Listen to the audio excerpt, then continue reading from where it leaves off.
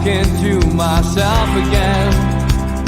But it's the only way you're ever gonna learn. You look back and it's all in the past. I'm dwelling on the thoughts I cannot see.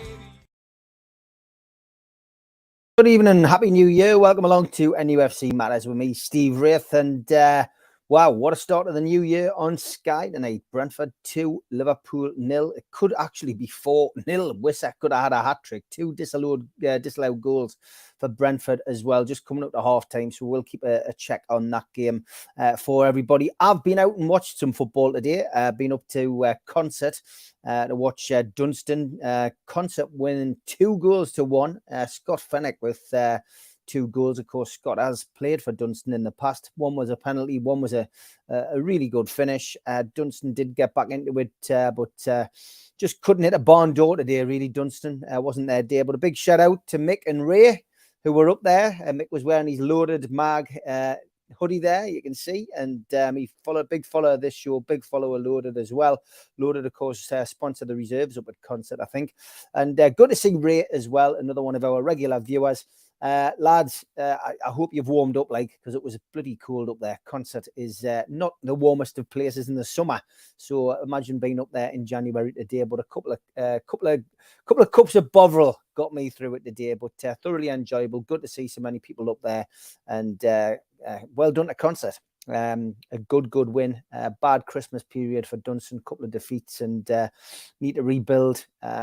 Getting ready for the next game away at the Ossett in the league. 3 minutes of injury time, still 2-0 to Brentford. We'll keep an eye on that. But good evening to everybody. I hope you've had a great Christmas and had a fantastic new year. I hope 2023 is a prosperous one for you all. As always, the Fans Forum is your opportunity to jump on the show and have a say about what you're seeing at Newcastle United. Going to go with a slightly different format this time. We're going to invite people on. If you want to stay on for the full show, you can. But if you want to just dip in and dip out, then feel free to do so. And if you're in the green room, I'll bring you in now. So welcome to Darren and welcome to Alan. How are you, lads? Happy New Year. Happy New Year, mate. How's it going?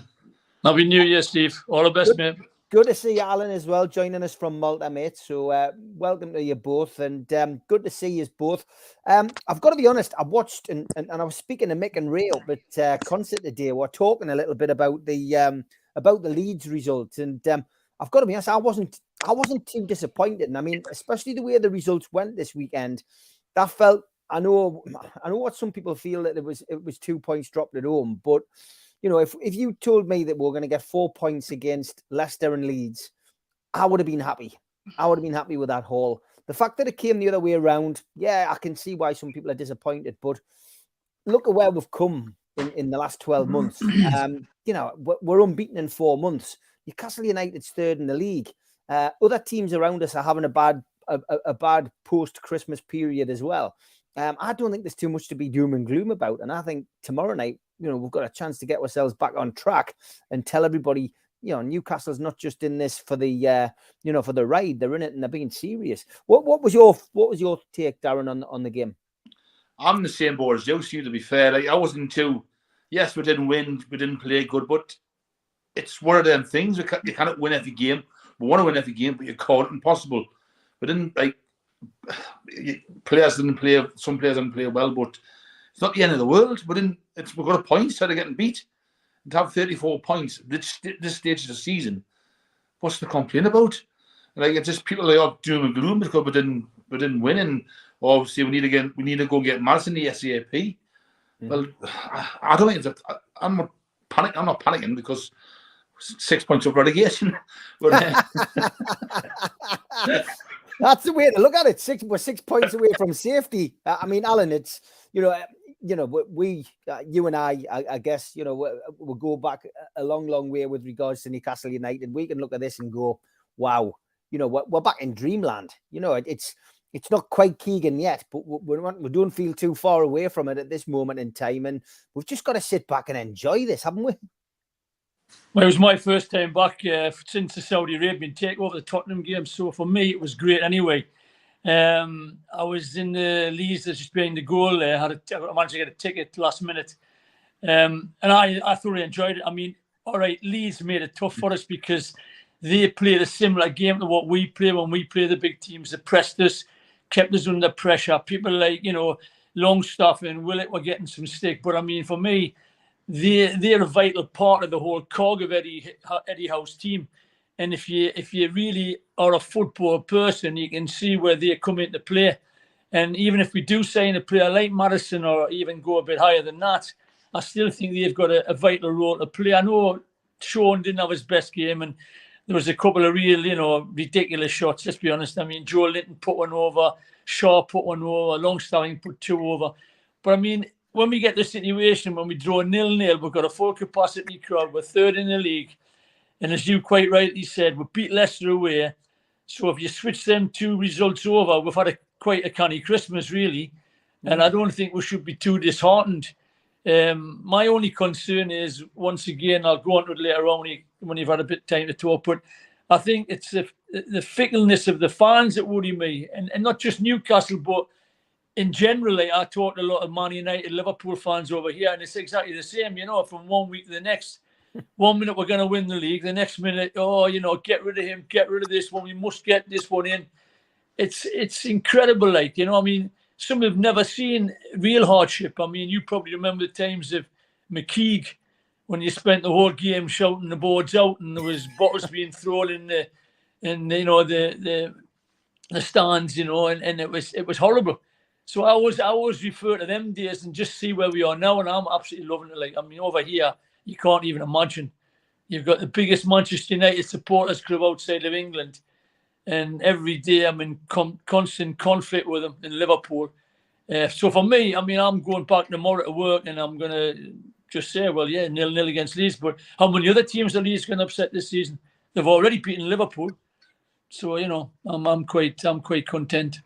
Yeah, and I think Eddie Howe is as well. I think looking at the the press conference as well, he's not one for complacency, but he was happy that the team managed to keep a clean sheet. And I've got to be honest, Darren, every game we go into now, with Botman in that middle, you just feel confident, with Pope behind him. And I mean, Pope, I thought Pope and Joe Linton were my men of the match on Saturday. I've got to be honest. Pope, because we actually saw him do something. He had something to do. Yeah. And everything he did was superb. That one save he pulled off was blinding. But then on top of that, Joe Linton, yes, wasn't the greatest in front of goal, but he ran his socks off again. And he put some great effort in. The heat map must have been incredible for him on Saturday. And I know Longstaff, again, didn't have his best game in front of goal. And some people saying he's not the answer. But you know what? Longstaff, again, the effort, the work rate from everybody from the front to the back was superb. And for me, I don't know whether it's because when I played in a lower league, a lower level of football, I appreciate the defensive game sometimes more than the attack. And I can see what's happening and I can see people putting the effort in. Joe Willock, yes, he's not scoring goals like he did when he was on loan. And I genuinely think his work rate is superb. He does a lot of the dirty work, and you need that, Darren. You need it. It's not all about flair players like ASM or Bruno, although he had another good game as well. It's about those people who do the dirty work, do the graft, to allow those players the freedom to go off and express themselves. Yeah, exactly. It's like you say, they give effort, and that's all you can ask for, only 100%, and that's what they're doing. Yes, they didn't have they've done all right, but like you say, Longstaff didn't have one of the best games, but how he played against Leicester, he played great against Leicester. He had a good game against Leicester. Yes, he didn't play that good on New Year's Eve, but it's still the work of it, still there, the commitment of them. It's just one of them things. We didn't win, we drew. But so I was a little bit disappointed, but I'm not too far disappointed. I'm just happy where we are and how we're doing in the league. If anything, I'll blame you. You had Chris Wood for first goal scorer for the on your bet. So I never win a bet. I should have just left that. I've got to be perfectly honest. And I think most of us, including Supermac, Gibbo, we all felt it was going to be a 2-0, a 3-0 win. We all felt really confident. And I think as well, on these kind of games, you've got to give credit to the opposition, Alan, because you just mentioned it before. Leeds, have took points off other big teams. They're not pushovers. Marsh has them disciplined. He has them well. It's a different Leeds to the Bielsa Leeds. He's had a hell of an injury list. He struggled to get Bamford anywhere near that first team for, so did Bielsa for the best part of 2 years due to constant injuries, and they rely heavily on him for goals. But ultimately, he's got them working for him, and you've got to give credit to Leeds. And I said that to the Leeds fans after the game. I went, this isn't about Newcastle having a bad day. 16 shots they had. I think there was 6 or 7 on target. We caused them lots of problems with set pieces, but it just didn't go for us on the day. You're going to get games like that where it just doesn't drop. And even the changes, bringing ASM and Callum Wilson on, ASM, he just didn't feature. They closed him down. They had 2 men on Almiron for the best part of an hour. And then we're bringing ASM on. They did the same to him. They just nullified our main threat. And it just left, unfortunately, Chris Wood, not the greatest of, centre forwards we've had, granted that, but he does work hard. Callum Wilson came on and he was just, he was isolated, really, Alan. We couldn't find a way around it, and credit the Leeds for that. It's a huge compliment to us. It shows where we've come to, where you've got a team like Leeds. Let's be honest, probably mid-table this season, maybe just above the relegation, but they come at our place and they work really hard, 100%. And at the end of the game, you could hear the Leeds fans, you think they'd won the cup, above us, and you think you can see the players were delighted getting a 0-0 draw at St James's. I mean, we are now, I think even before the January transfer window, and God knows what's going to happen in the summer. I mean, I think everybody recognises the fact that we are in that top 7. And I mean, I think anybody that says that they'd not be disappointed, I said 7th at the start of the season. I thought would just be below the 7th place or just below 6th place. And I think anybody now would say that if we don't make the top 6, I think we would be disappointed. And my question would be, and this is what I'm looking at West Ham, for instance, with Moyes at the moment, is mayhem down there because he's lost 5 games on the trot. And my question would be to everybody would be, when would we turn against Howe? Because it'll happen. If something doesn't go right, you can guarantee you're going to get all these trolls on Twitter and that coming out with all the nonsense he came out with before. He's not big enough to manage big players. He's still inexperienced, bringing content, all this nonsense. And yet, for me personally, I can never see myself turning against the man because I think he's a wonderful manager. I said it before, he came from Bournemouth. He wasn't my first choice, I'll be honest, but he was certainly the second one. And I think it was a great appointment. I think he's done a fantastic job, and I really consider him. I think it's not a team in the league at the moment that if they got rid of their manager, they wouldn't be coming knocking, or if they had the money, knocking on the door and trying to bring Eddie Howe in. Because I think he's done a wonderful job and he's a great manager, even the way he plays the game. Tomorrow night against Arsenal, we've got 2 managers, so we're going to go head-to-head. And I think it'll be a fantastic game. The rest of us will be sat on the edge of our seats. But I have to say, as I said before, I'm interested to know if we lose 2 or 3 games, which are about to come, let's be honest, about to come. It could happen tomorrow night. Let's see how many get on the websites and the Twitter and start coming out with the normal nonsense. He's not big enough. We should have brought in this one, whatever.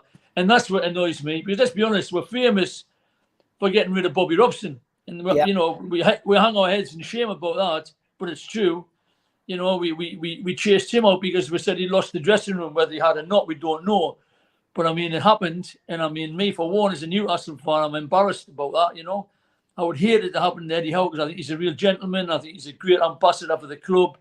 And I really hope he carries on the way he's doing and he brings us success because I can't think of a nicer bloke to do it I've got to be honest. You're so right about the fickleness, not just of Newcastle fans, just football fans in general. I mean, and we had this really in the World Cup as well, Alan. When England don't get off to a good start, Gareth Southgate's got to go. England then qualify for the group, and then suddenly it's coming home, and that's it. It's the modern day mentality of football supporters, isn't it? It is. I mean, I'm not a Southgate fan. I'll be honest with you, and I'm enough to say that I still don't think he should be the manager now. But that's my opinion. As you said many times, it's all about opinions. He wouldn't be my choice, a long way down the line, but never mind. But I mean, as far as Howe's concerned, that would be my choice for England manager. But God help us if he ever gets. I don't think he would leave us now, but you never know in time.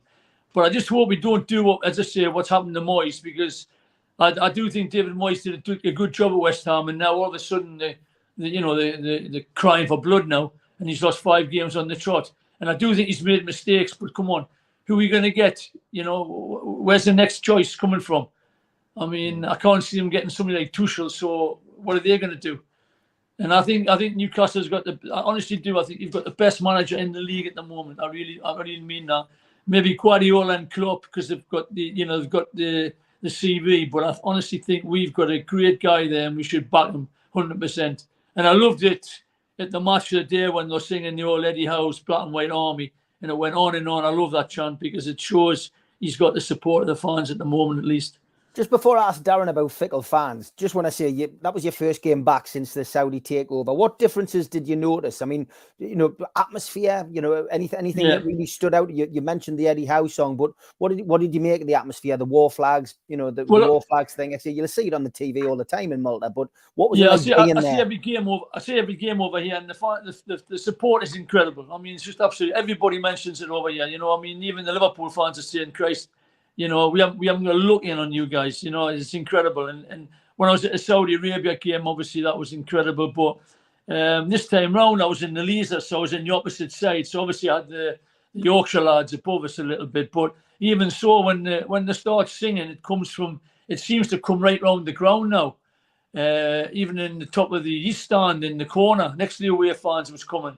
And maybe, obviously the result didn't go our way, but you can hear on the television. I mean, like when they beat Chelsea, I was sitting watching it in Chelsea. I'll tell you a quick story. I'm sorry to bore you, Darren. No, you're not boring us at all. I was doing a charity thing. I would do a charity thing every year, and we cycled from Argentina to Chile, and we ended up in Santiago. And the day of the Chelsea match, we had to find a bar, and we went to this bar, sat down in this like a big hamburger place, and we're having a drink and that. We said the guy, so broken Spanish, said, listen, Newcastle's coming on next. It was Tottenham Leeds. Can you put it on the TV? And he said, yes. Anyways, it came on, and he came up to us and he showed us a badge, and it had Robledo. Can you believe it? He was the nephew of one of the Robledo brothers, George, I think it was. And I said to him, you don't know what you're saying there. Incredible. The one bar in Santiago we went to, watched the Chelsea game, and he sat next to us and watched the game with us, the waiter. So it was a brilliant end of the day, That's so fantastic. yeah, I mean, but you can see the atmosphere is great. It's another level, totally. And you've got to say, war flags, they should be knighted, them lads and lasses, definitely. I mean, it's just incredible what they've done for the club. Yeah, done a great job. Darren, fickle football fans, it's something which I think we've looked at it a couple of times on here, to be honest, but it does happen. And I guess what Alan's saying is just, could we see the day that people turn on Eddie Howe? I think I've said on this show on more than one occasion that I feel that if Newcastle overachieved this year, and when I say overachieve, I mean finishing in the Champions League position and maybe getting to a cup final, and dare I say, even winning it, suddenly Howe puts himself under immense pressure next year, because if he then has a European campaign where we can't quite do as much with the financial fair play and we end up, finishing outside the Champions League places, say, and we don't get to a cup final, that's then judged, I guess, by supporters as failure compared to the season before. It's a catch-22 for Eddie Howe, you know what I mean? And he was asked today in the press conference, I did the press conference review earlier on, about the progress, and he is blown away with it as well. But he certainly keeps his feet on the ground. But just getting back to fickle football fans, what's your view on that? I think you're right, because where we are in the league, like Eddie Howe said in the press conference, we're here on merit, not by luck, but on merit. We deserve to be third top. But when we do lose, say, a couple of games, like the lad says, you're going to get Newcastle fans, Eddie Howe's not good enough. He doesn't know what he's doing, but he does know what he's doing because he wants to improve every day. What he wants, he switches as soon as that game finishes. Switches in that game. He's so clued on, so switched on what he does. But you kind of fault the bloke. Say the press conference today, I think watching it, it just doesn't rush a question. Takes his time. He answers it really well. But the Newcastle fans, the proper fans, will know that he's doing it right. But you'll have the fans who think, "Oh, he's rubbish." Social media, get rid of him. He doesn't know what he's doing. Yeah, can't be too many saying Howe out, but some are saying Wood out. Yes, trolls. That can be misinterpreted as well, by the way. But yeah, look, Wood. You know, I know he's not people's favourite player, but he fits the formation that Eddie Howe is playing at the moment. And not many people are saying that Wood should be out when Newcastle United were 3-0 up against Leicester in that first half. So you know, he's clearly doing things right, and his track record and the results with him in the side, you know, have proved Eddie Howe right. And you know, I just think there's still more time for him there. The transfer, and we'll bound that one as well. There we go. Thank you to those guys. But yeah, transfers, guys. Transfers. Where do you go with the transfers? Ryan Fraser has been given the opportunity to leave Newcastle United. That has been reported on transfermarket.com. What's your views on that, Darren? Well, like you said on Saturday, Steve, Newcastle does the business and it's in-house. Nothing gets leaked, and everything, like we said, everything speculation. But what people know is Newcastle itself, until you get some confirmation on Sky Sports News. But everything's done in-house now, which is the best way to be. So they're doing it right, keeping it quiet who they want, and they'll get the right people who they want. But like you say, Fraser, I think that'll be a good shifter player because I think it's going to be better him. But Newcastle know who they want now and who they'll try and get, and I think it'll be done in-house.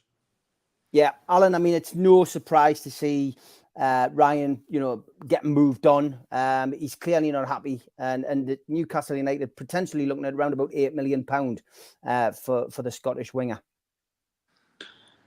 I think he's been a bit unlucky, Ryan Fraser. I think there is a player in there. Like, I mean, if you bust his last season, I would have said Ryan Fraser was a better bet than Daryl Murphy. But since then, you know, I mean, Murphy's come on leaps and bounds, and Eddie obviously likes him. I think his passion and his running ability at players, I think he seems quite happy to sit as a reserve and let him be. Like, but Fraser maybe not. You know, Fraser looks to be his. I think it was Steve Hasty had said, no, George, I think it was once upon a time, used to say that, you know, he wandered around like a Ben with a spanked backside. You know, he just didn't seem to be happy. And I think maybe it's time to move him on. But I think he has been unlucky with injuries. I think there was a time when he could have found a slot and he didn't find it, you know, when Almiron wasn't playing well or Murphy.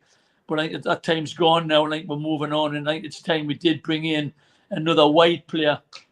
I'm a big Maxi fan, I'll be honest. I know you're not so keen on him, but I think there's a real player there, and I think if you just persist in him, I think he'll come good. I think I would hate to see him leave and go somewhere else. But I do think we need another wide player to replace Fraser if we sell him. And whether that's you know, the Diabys of the world, I don't know. The one thing I will say is it makes me laugh a lot. You know, there's blogs all over YouTube, and everybody's saying they've heard rumours about this and rumours about that. I tell you, there must be a hell of a lot of people passing information on, because some of them are just guessing. I know. I mean, you can see it. I mean, I think what Darren says is correct. It's all done in-house. There'll be players lined up. There'll be a list, and they'll be going down that list, and they'll be picking players. And probably like Isak. I mean, did we predict Isak? He was mentioned a few times, but nobody predicted what was going to come out of that. 60 million for a player like that. Great player. And remember, he can play wide as well. I'm not a great lover of Chris Wood, I'll be honest with you, but I can see why we bought him. I think he was a stand-in. I don't think he's going to set the world alight ever. But there's not much sell-on value from any of the players in the reserves, to be honest. I mean, even if you saw players like Lascelles who are on the fringe, you're not going to get much more than about 10 million for any of them. So, you know, you ask yourself, do you need to sell them at this time, like, until we start building the squad in the summer? I think I'll be more tempted to keep them. But if they're not happy, you've got to let them go. 8 million for Fraser seems, whoever's going to get him, I think it might get a bargain there. Like, you know, one of these teams in the lower edges, maybe a Nottingham Forest or a Bournemouth. I think they could come up with, well, not Bournemouth, obviously, but, you know, one of those teams in the bottom end of the table for 8 million. I think he could do a job for anybody, like. But as I say, I think in the summer, even in this transfer window, I'm one of the ones that are convinced there's going to be a big signing. I don't believe they're going to just, you know, buy somebody on the fringes. I reckon there'll be a big one that'll rock people back and say, wow, you know, because I can't believe these Saudis got so much ambition they're going to sit back and say, well, the third in the league, we'll just take it canny now and we'll wait until the summer. I think they're going to go out for this because I think they can honestly see. Oh, Alan's frozen there. The likes of Chani and Liverpool could be a situation when we actually buy big. Yeah, no, I would agree with you. Liverpool have managed to get a goal back. They had a goal disallowed about a minute ago for offside, but I think it's Alex Oxlade-Chamberlain who scored the first comeback goal, 2-1 to Brentford. 50 minutes played. What about strengthening this squad? There's a lot of rumours, Darren, going around that Newcastle are looking to bring in a number 6 so Bruno could push further forward. Is that where we need to strengthen, do you think? Yes, I think we need possibly 2 players, one in for Bruno, because he's and not Bruno, but options. Just we need more options in midfield, because you look at Amaron. Yes, he's been fantastic all season, but he's got no real competition. He's more or less guaranteed to start. I think Leeds marked him well on a Saturday. So we need more competition in the team, but yeah, but we don't know who. But it's ever been linked with everybody. As long as Fraser will possibly go, I think Richie might want to leave too. I think he was going. He's the one. I think his time's up, but we'll just go wait and see. Yeah, a number 6, a defensive midfield player for you, Alan. I mean, for me, I think that. I think they'd be wise in doing that. I think that, bringing somebody in that position would be wise for Newcastle. What's your thoughts? I think you can go either way. It depends what your attitude is towards Bruno. I mean, some say he's a better number 6 than he is a number 8. But I think either way, I think it depends who's available. I mean, you could bring in a Frank Kessie from AC Milan, who I think is up for grabs, and I think he's a great player. As a defensive midfield player, or you could go for Madison, who's an attacking one, and then Bruno drops slightly back. I think the way Eddie's playing at the moment, I mean, it's been mentioned a few times, there seems to be a lot of interchanging, and I think Longstaff and Willock cover really well for when Bruno goes forward. I think it depends on the prices. When you're talking about 60 million for Madison as an attacking midfield player, you got to compare that with Frank Kessie, who might cost you 25 million for a defensive midfield player. And maybe this time, until we start getting the money generated, somebody like that might be a better bet. I think Eddie does. Obviously, there's enough rumours now to suggest that he does fancy Madison, and I think it would appear that he would be quite high in the list. My only argument with Madison is he looks a good lad. He's a great player. I love him. I think he should be in the England team.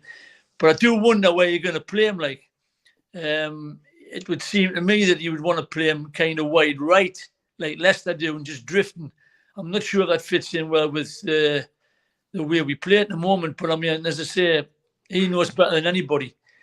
But I think it's a case of prices. If you get a deal on a defensive midfield player or a deal on an attacking midfield player, that'll be I think the deciding factor on where you play Bruno, because I think you can play both roles.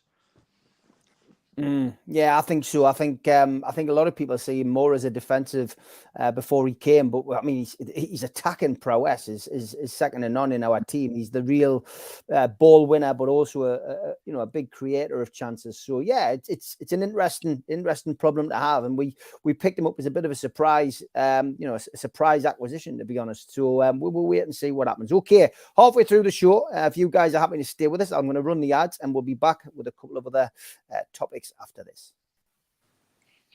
A big thank you to all our sponsors, as always. Thanks to Skips and Bins, telephone 0800 25 45 25 3, email inquiries at skipsandbins.com, and our website skipsandbins.com. Easy, contract free, and pay as you go waste collection. Thanks to Garden of Healing Dispensaries, CBD hemp and cannabinoid specialists. You can find them at thegohd.com. Thanks to Mr. Vicky's sauces, which are handmade in Cumbria, and you can find them at mrvickys.co.uk. If you want to make an order, give them a call on 01768 210 102 or email info at mrvickies.co.uk. Thanks to Blowhole Breweries, you can get a selection of beers, and the cans are in the design of the old Newcastle United entertainers strips. Blowholebrewery.co.uk.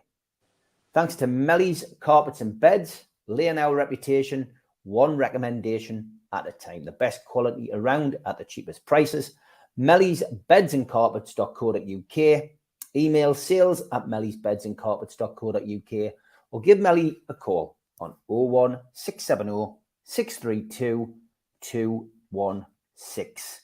And thanks to United Group Travel Limited, UK coach holidays in Morpeth, 01670 362 460, or mobile 07957 141 654. Graham, your driver, Beverly answering your calls and looking after you on your tour. Some great deals coming up there. Get yourself onto the website to check them out. Thanks also to Media Arts, who do all of our videos and help us with the technological side of things. And thanks to qtechshop.co.uk, the makers of pool tables and snooker tables in Wallsend, Newcastle, and the guys who run our website, NUFCmatters.com. If you want to subscribe to the channel, then hit the subscribe button below. Hit the thumb up, which is the like button, which does us a big favour with the algorithm, and click share. Share it to Newcastle United Facebook groups or Twitter accounts or your own social media to help our community grow. And if you want to join the channel, hit the join button, and for as little as $1.99 a month, you can get some members-only videos and chances to win some fantastic prizes. We're also available as a podcast on iTunes, Spotify, Podbean, and the rest. Don't forget as well that we do events through NUFC Matters, and this one is the next event coming up, Friday the 24th of February, an evening with Newcastle United legend Steve Howe. Friday the 24th of February, Tyneside Irish Centre, and tickets are available at £50 from newcastlelegends.com. If you also go onto Voucher and search for the event, you can pick up a bargain on there. Don't forget, we also support the food bank on this channel. www.nufcfansfoodbank.co.uk is where you can find the Matchday Bucket. You can make a virtual donation to the Matchday Bucket 365 days of the year to keep helping the food bank in Newcastle. Great stuff. Thanks to all our sponsors as always. Ronnie says, think we'll strengthen and push on to try and finish in a Champions League place, which will be an outstanding achievement. Tom says he'd keep ASM. He played well when he came on against Leeds. Geordie Mick, yeah, it was good to see you up at concert today, mate. And Ian says, the real question is, do I get a Chinese or an Indian? People suggesting he gets a little bit of both. Barry says, have I heard of the story about Sunderland's wonder kid, Chris Rigg, interested in the Newcastle? No, I've not heard of him either. But Geordie Mick says he's a cracking young player and he's a Newcastle fan. Barry, I will be announcing that after the show tonight, so keep an eye out because I've just got back in from the game. I'm going to talk about this. Tom asked this question earlier on, Darren. He says, what's your thoughts on Dubravka returning back to Newcastle? Lots of speculation about that. Some feeling that he might have come back because Newcastle might want to do a permanent deal with him with somebody else. Is there a potential loan deal in there? Leicester were looking for a goalkeeper, of course. And of course, Dubravka didn't really cover himself in glory with some of the quotes that were coming out of Manchester United when he went down there about joining a bigger club, etc. So, what's your thoughts on this one? I think he just hit the nail on the head. He didn't cover himself in glory when he said that. He went down there for a bigger club. So, is Newcastle pulling deliberately because they've upset them?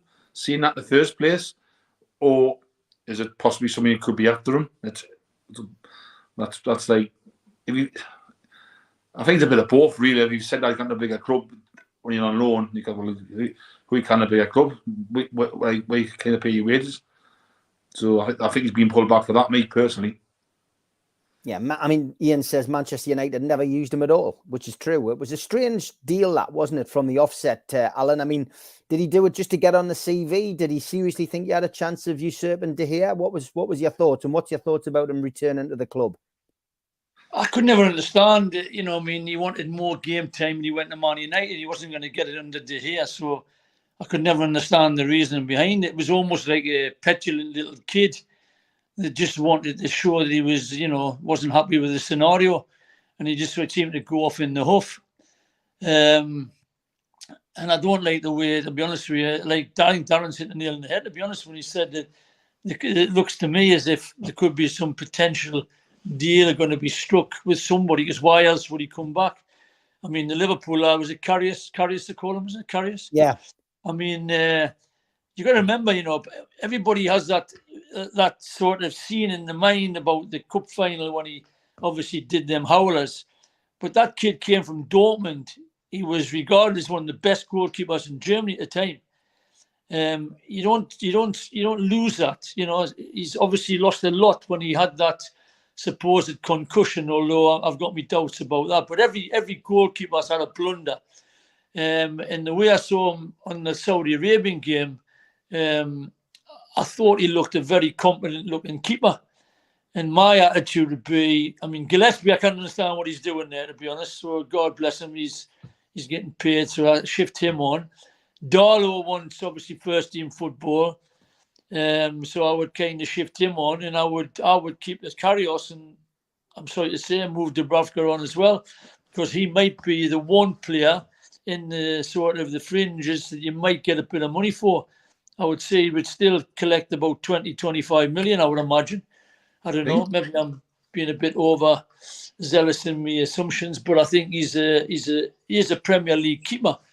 But I don't like the way he's just sort of come back as if he's a spoiled kid and just walked back in the room. Kind of got over his little tantrum. So I wouldn't keep him. No, I'm sorry. Mind you, saying that, I was a bit like you. I was a bit sorry to see when he was pushed out by Pope. I do believe Pope's a better keeper, but I felt a bit sorry for Dubravka because he had done us proud, like, up to that point.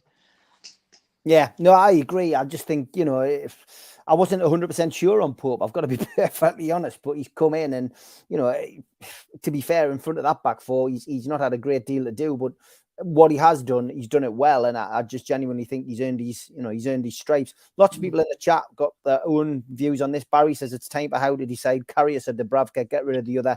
I would keep Karius. Trolls says Dubs should go. Yes, he did a great job for us, but he chose to go to Manchester United instead of fighting for his place. So bye-bye, in my opinion. Darlow, Gillespie, Dubs and Pope, says Ian. That is too many. You are right about that. And Dubravka should be moved on, says Steve. If he gets on the bench, it'll be a disgrace. Lots of people quite, strong opinions about this. Gary says he wouldn't play Dubravka again, in his opinion. Tell us what you think about, Dubravka. Should he play or shouldn't he? Tom was asking about Isak. Will he make the bench tomorrow or is it too early? Eddie Howe's press conference was rather bizarre this morning because the Newcastle United website seemed to have missed 15 minutes of the press conference, Tom.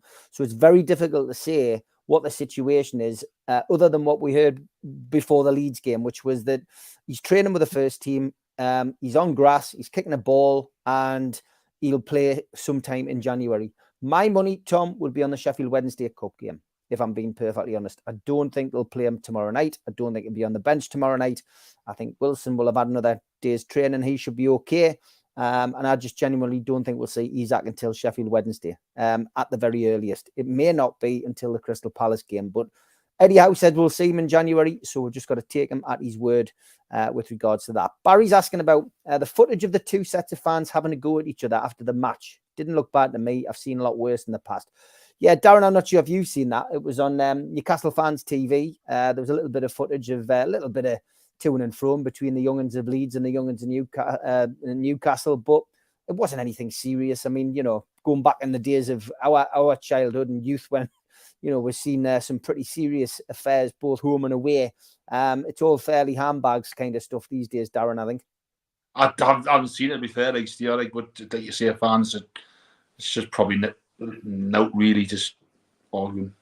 Yeah, it literally was just a load of singing. I mean, but the way that the video was described made it sound as if it was a little bit worse. I mean, you can't get away with anything these days, Alan, with cameras, can you? This is the way it is, I'm afraid, for the youngsters of the day. Well, I was on that end, like when they came round. I mean, it was nothing. I mean, they were walking past us, and the Leeds were just singing, and our lot were, just the young'uns. I mean, the young Scullies, as normal, they were just wanting a bit of banter. There's no fighting or nothing. I mean, let's be honest about it. I mean, we all deplore any sort of violence and stuff like that. But football wouldn't be the same without it. Like a bit of, that's what you The you rivalry. relish a bit of banter like that. You want a bit of sing songs. The old Jimmy Savile songs and Ant and Deck and all this sort of stuff. I mean, that's what you want, a bit of banter like that. It's humorous, it's funny. Everybody has a bit of a laugh at some of the way they invent these songs. You can't believe it, like, at times. And I mean, I think that's one of the things that maybe you miss about the old days. Maybe there's not as many funny songs come out as there used to be. Although I do think that, as I said, the atmosphere now is, I think, as good as at any time I've ever seen Newcastle. But people just making a fuss about nothing. I mean, even I remember when it was in the Saudi Arabian game. Well, no, it wasn't. It was one of the games recently. They're going on about some the buses being attacked or something like that. But I know somebody was there and they said it was just a few scuffles. There's nothing major. This is going to happen every Saturday night, and I don't think there's anything to get concerned about. The police seem to have it well, and even the stewards. In fact, there's a lad in front of me, to be honest with you, he was getting a bit irate, and we were bantering, talking to each other all through the game, and he never swore or nothing, and one of the stewards leant over and told him to calm down, and we couldn't believe it. Like, I mean, it was nothing compared to some of the old days when you're swearing and shouting and God knows all sorts of stuff coming out, but this was nothing, just a lad getting a bit irate when they were arguing, the players were arguing. He was concerned that one of the Newcastle players might get booked and be, not be ready for Arsenal. And that was all it was. So, I mean, the stewards seem to have it all in hand. Like, I don't think there's anything to worry about.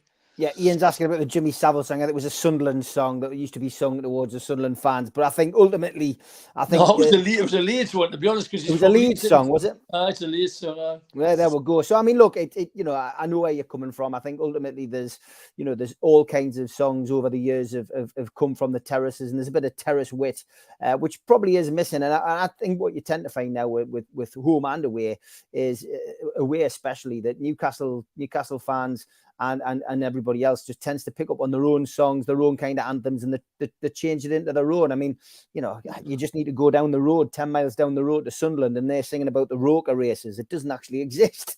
You go to Manchester United and they're singing their own version of the Bladen races. And that's what happens, unfortunately. Things are copied, things are changed, and things are used. I mean, we now have, Rob Byron, the stadium announcer, playing, Hey Jude, and getting the crowd up for it when, the flag's coming down. That isn't something that's unique to us. That's something that we've, taken off another club. Another club was doing that before us. So, we have got our own little unique things, and I'm sure that'll always be the way it is. But getting back to rivalry, it doesn't, it's lighthearted, I think, a lot of it now. And as I say, you're always going to get arrested and charged if you're caught doing anything within the vicinity of a football ground. And, it's something which, I know still goes on, but, it's a minority. It's not a majority. And that's just the way it is. We've just got to accept that that's something that goes with a culture, unfortunately. But, people do that at their own risk.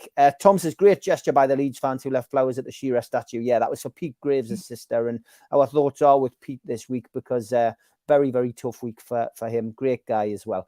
I thought the fans singing the Colaccini song at Cucurella was pretty funny. Yeah, he's got the same hair. James says, there's a lot being made about our team spirit and the harmony in the dressing room. How do we know how the players take Dubravka's attitude? He could be a bad apple. That's a really good point, that, James. Really good point. And we don't know what they feel against Dubravka. Them lot doing the road are not. They are not singing the Joker Aces. They might be, Gary. They might be. All right, we've got a big game tomorrow, Darren. Arsenal away, and this is the one chance I've got to play Scunny Mag's review of the ground. So if you're going to Arsenal tomorrow, bear in mind there is a train strike, so you'll have to be making alternative arrangements. But here's Scunny Mag with his guide if you are lucky enough to be down at the Emirates tomorrow. Hi guys, Paul here with your away day guide to Arsenal. For those of you coming in by train, if we're not affected by the strikes, you'll most likely be coming into King's Cross from the north. The easiest route to the ground is via the Piccadilly line, getting off at Arsenal Station. The closest station to the ground is actually Holloway Road, but that is closed on match days, so don't try to head there. For those of you driving down, it's London, so there's not a lot of parking around the grounds unless you know the area. Your easiest option is park and ride. There are a few in the north. My favourite for Arsenal is Cockfosters, and you are straight on the tube down to Arsenal Station again. Your postcode for Cockfosters car park is Echo November 4, 0 Delta Zulu. And your what 3 words to the car park entrance is pump stuck hours. So if you have come in the tube, as you get closer to the ground, the 2 nearest pubs that are away friendly are actually just outside the Finsbury Park tube station, which is 1 step further on from Arsenal Station. So probably better to head there. The Blackstock, your postcode is November 4 to Hotel Yankee. And your what 3 words for the Blackstock is slot noise charm. This can get really busy. There is a pub just over the road called the 12 Pins. And your postcode for that is November 4 to Delta Echo. Your what 3 words is newly struck games.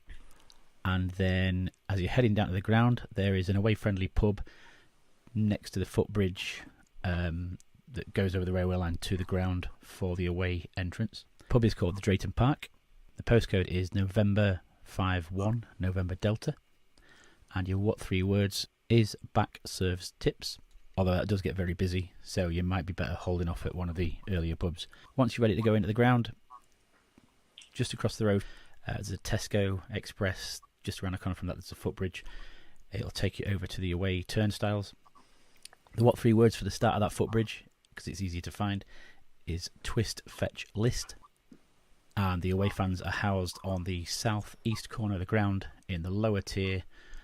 So you have to go into the stadium and under the home fans, which will be sitting above you, and hopefully crying into their beers by half time. Have a fantastic day. Great stuff. Thank you, Scunny Mag. Okay, lads, give us your views on the game. Darren, you first. I still think it's going to be a hard game down there, Steve. Gone down there, we've got to go and give a good account of ourselves. I'll take a 1-1 now, but I do think it's going to be a hard game. The worst that can happen, we get beat, but we get beat, but long we show pride if we get beat. But I think we'll give a good account of ourselves. Okay, and what about you, Alan? I'm kind of the same opinion. Like, I think this is a one game, like, so far that it's going to be a bit like the Liverpool game. I think it's going to be trying to get out of there fairly unscathed. You know, if you do get beat, hopefully it's maybe a 1-0 or 2-1. I think it'll be difficult to win simply because they're on a huge momentum at the moment. I think they've got to be taken seriously now as title contenders. Even that win on Saturday against Brighton, I watched that game, and yeah, you can argue that they kind of fell apart a little bit near the end, and that might give us some hope. But I think it's going to be a tough one. Like, but you never know anyhow. You know what I mean? Like, how many times have you watched our teams since we started kicking off, and you think we're up against it, and then all of a sudden, I mean, Leicester, I wasn't very confident in Leicester, and we went down there and played them off the park. So I think it can go either way, but in the back of my mind, I've got a funny feeling that we've got to get beat sometime. That might just be a little step too far. I don't know. I'll be optimistic. I'll go for 1-1, but you know, that's me being Newcastle fan and maybe not hard ruling the head a little bit. I think. Nothing but I wrong think with it will that. be tough. They're playing hard, but if you know, one thing I'll say is that every time you look at the teams who play, I always try to match them up player for player on paper. I know the game's not played on paper, but if you match teams up with us, I honestly believe there's only City and Liverpool on paper that can actually, I would say, are better than us. I was looking at Chelsea yesterday. I wouldn't say they are. I certainly wouldn't say Tottenham are, and I would say Arsenal. I mean, I think we're right up there alongside them. I think the midfield, maybe you could argue they're slightly stronger, although it depends where Joe Linton plays. If Joe Linton comes in the middle, I think we're equal to them. Up front, I think we're equal to them. Now they haven't got a centre forward. I think if Jesus was playing, maybe they have the edge. But defensively, I think we're better than them. So, yeah, I'm going to go for 1-1. We'll see. But I'm never right. I'm like you, Steve. I never win a bet, so forget it. Didn't put any money on me. Alan, been an absolute pleasure sharing the screen with you tonight, lads. I'm back tomorrow morning, 10 o'clock in the morning with Ross Gregory. But this has been NUFC Matters Fans Forum. Take care, lads. See you next time. No, Happy New Year, you both. Take care. Same to you, lads. Take care.